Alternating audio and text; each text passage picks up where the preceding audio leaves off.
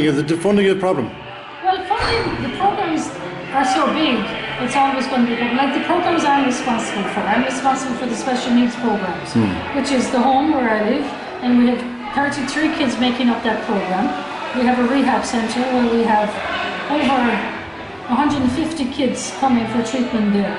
We have adults, a stroke program. We have a workshop with a special needs school. So all of the things that I'm responsible for, we're talking about a budget, a yearly budget of $900,000 if you're lucky enough to get that. But we're usually operating on maybe 700,000 is what we get. Then that's not talking about the orphanage itself, which has a budget of over $1.5 million. We have, like I said, a children's hospital. That budget could be up to $6 million. So yeah, funding is a big issue, you know. And did the state out there give you anything? Nothing at all, no?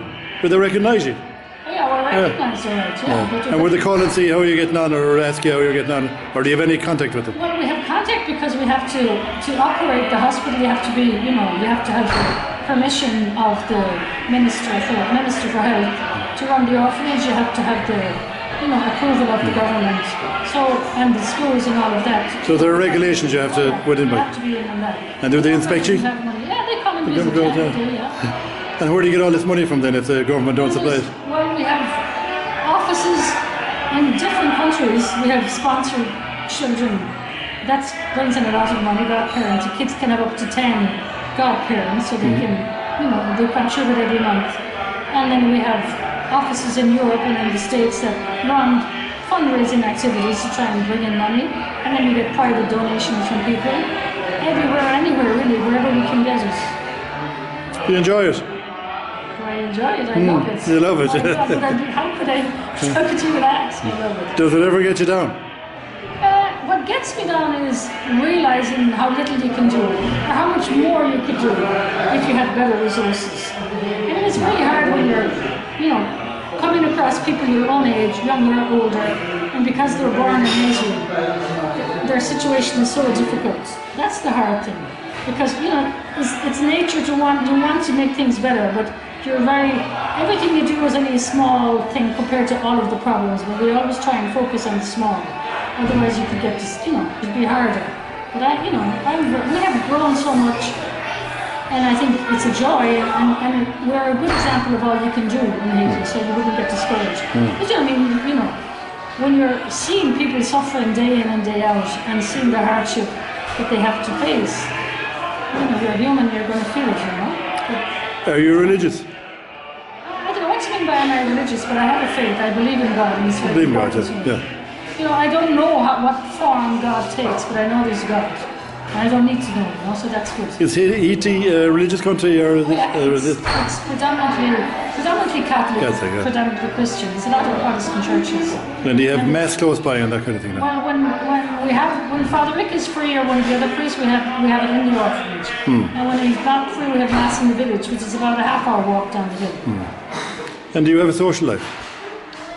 Our social. Do you have a bit of crack? Well, we have a bit of crack. Yeah. That's work like it. Yeah, we do. I mean, there's a group of us, you know. We make our own social life, so it's good. Well, would you ever go for a meal now, or go to a pub, or? Yeah, we do. Yeah. You live kind of fairly normal life, you do, yeah. Well, it wouldn't be normal by most people's standards, but it's very normal for me, and it suits me, you know. It wouldn't be as good as Darby's here now, would it? Well, you wouldn't be going to pubs now very often, because where we are, our pub is somebody's house, and they have a little, you know, part of it that's converted into a little shop, I suppose, really, and we sit down and we have a chat and socialise in that sense, so it's fine. Is drink and drugs a problem out there? People can't afford to drink a lot of the time. They drink their local moonshine, a lot of the people up in the mountains. Drugs, I don't come across it in my work, but people tell me that, you know, that it's moved through Haiti a lot. Are there many people around with problems though that you would know? Any with what? Drink problems or drug problems. Up where we are now, I see one or two people that have drink problems. And you miss home? I miss home, and in the sense that if it was a little bit closer, you'd love to pop in. Over the years, you know, if there's something going on at home and you can't, you'd like to say, if you could pop in, see Mom more often, see the sisters, see the brothers, see the nieces, see the nephews. But I think if you're happy where you are, you don't really miss anything. You know? So I'm very happy where I am. So it never feels like it's a big sacrifice or anything to be in Haiti. quite the opposite. It's a privilege, you know. Have you good communications out there?